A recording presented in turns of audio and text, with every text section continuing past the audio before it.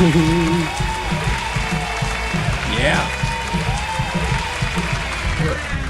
Oh. Ugh.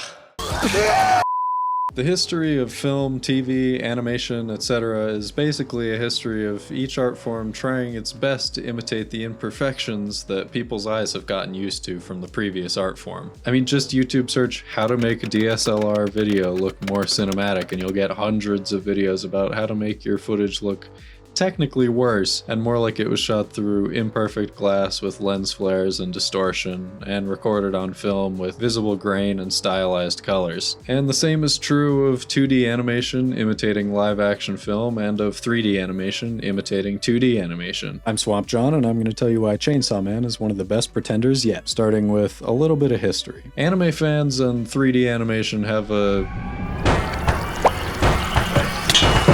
complicated relationship, and I won't say that's not, at least in part, for good reason. CG can be used artfully, but historically the integration of 3D into what was mostly a 2D medium has frequently been nothing more than an effort to not pay as many animators for as much time. But just like CGI and compositing in live action films, people usually only notice when it's particularly visible or particularly bad. Most of the time, when the modelers and VFX artists are doing their jobs well, you don't even notice it's there. I also almost always prefer the hand-drawn touch of 2D. I'd much rather see a single hand-drawn scene that may lack movement but will at least look nice than an army of mindless zombie cyborgs shuffling along like they're in an Ian Hubert Blender tutorial. Imagine doing all this but actually putting in effort. That said, 3D and hybrid animation in anime has come a long way since the likes of Ajin and Berserk 2016.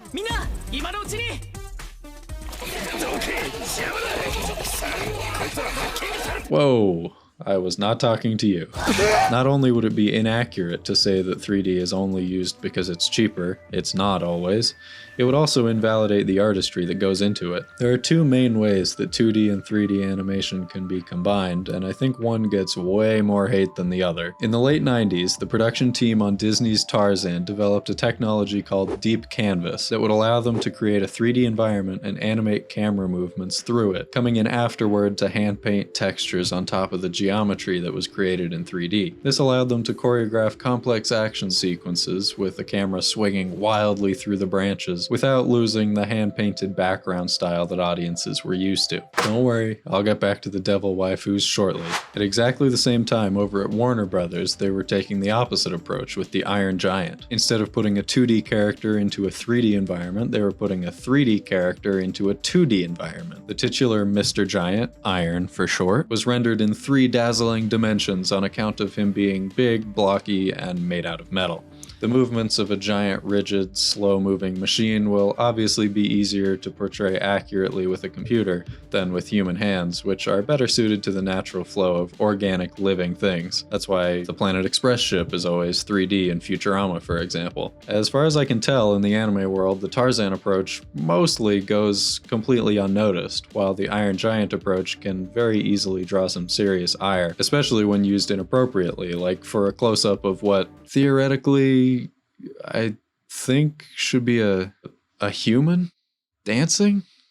Plenty of anime and animated shows in general have made great use of both of these techniques, though. The Promised Neverland often shows its mansion in 3D, allowing the directors to create these sweeping camera movements and point-of-view shots that feel almost like a real camera is filming these scenes on a real set. This puts you in the shoes of the protagonists and emphasizes the scale of the house, making the children look tiny and helpless within the labyrinthine hallways that seem to stretch on forever. Some of these shots feel very Shining-y to me, and I'd be surprised if they weren't directly inspired by it. Pale Cocoon puts its mostly 2D characters in a fully CG environment, which also feels massive, but this time it's even more cold and impersonal. Over on the Iron Giant side of things, Attack on Titan famously uses CG for its flesh giants, particularly in the later Mappa seasons, to mixed results. At its worst, the movements can admittedly sometimes feel stiff and unnatural, but at its best, the 3D again contributes to the sense of scale and makes it feel like the humans and the monsters live in completely different worlds. And I think the 3D is particularly fitting for the Armored Titan. As an honorable mention, Dorohedoro is for the most part fully CG and works well with the cast of big, bulky, goofy characters and environments that are absolutely packed with grimy details. But I don't think anyone has integrated the two animation styles so seamlessly as Chainsaw Man. Like, there are actually shots in this show where, on a first viewing at least, I'm honestly not sure if certain parts are 3D or not. And there are two sides to this coin, making the 3D look 2D and making the 2D look 3D. Let's go back and take a look at the first action sequence in the show, where Denji fights his way through a horde of people who think this show is nothing but pointless action and fan service. Now, you may think this looks terrible. Weirdly, we're actually starting with the one shot that I think is the exception that proves the rule, because this just looks bad. As every artist knows, hands are not only one of the most complicated parts of the human body, but also one of the most expressive. And humans are very conscious of how they're supposed to look, so alarm bells start to go off in your heads when anything starts to look slightly off. Because we're looking at a close-up of a 3D model that can only approximate human movements without simulating the way that muscles and skin actually bend and stretch, no matter how high quality the rendering, this is still gonna look like we're in a PS2 cutscene. Like, the space between those fingers doesn't look quite right to me, and neither does the perfect arc that they move in. Most of these frames look fine as stills, but as soon as it starts moving, the slow robotic motion immediately puts it in uncanny valley territory. Compare that to the immediate next shot, which is mechanically almost exactly the same. A close-up of a 3D model moving slowly from pose A to pose B, but this one immediately looks way better simply because it's a freaky metallic monster head and not a human hand. I expect this form to be mechanical and inhuman, so the rigid 3D movements work perfectly for this. Fast forward a couple cuts, and a quick mention of how they drew these 2D pants on top of the 3D model to show how they wrinkle when the zombies tug at the fabric. Very nice. And now we're talking. We zoom out, and our 3D model is now in motion, clearly drawing heavily from real reference footage. Just look at how naturally Denji loses his balance here because he's not used to wielding these big ol' fuck-off death machines. And of course, this show's real claim to fame is its chainsaw smears.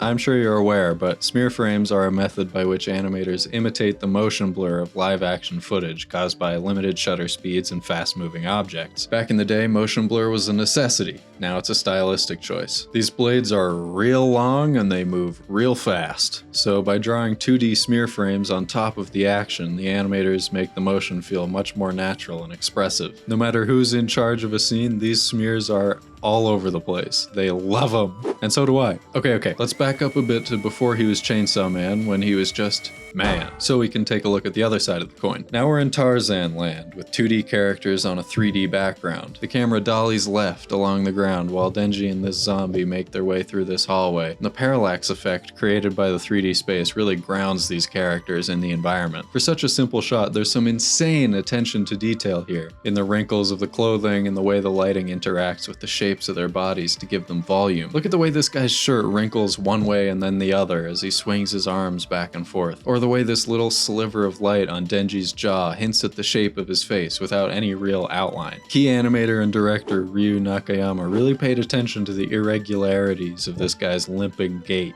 His right leg is clearly much stronger than the left, so he takes a massive step and comes down hard on the right leg and swings the left arm in a big arc to counterbalance. As he comes down on the right leg, his head drops down from the impact because he's got a little jelly neck. There are even some very subtle smears in here too. His hand gets a little wider and loses its outline as he swings it quickly to balance himself. This isn't rotoscoped, but it almost looks like it is because, again, they've paid so much attention to the nuances of the motion, probably using reference footage. All the elements I've talked about here come together to make these characters look as much like realistic, three-dimensional elements in a real environment as possible. That may sound silly to even say, like, yeah, they worked really hard and did a good job at making things look real. But that's not always the goal in animation. This is pure manpower to make these shots look as realistic as possible, and it tells me that they're not just using CG to save time or money, they're using it because it looks amazing with Chainsaw Man's rigid metallic elements and clumsy fighting style. This way, instead of just cutting from, say, a static shot of a character talking with only the mouth moving to suddenly a 3D model with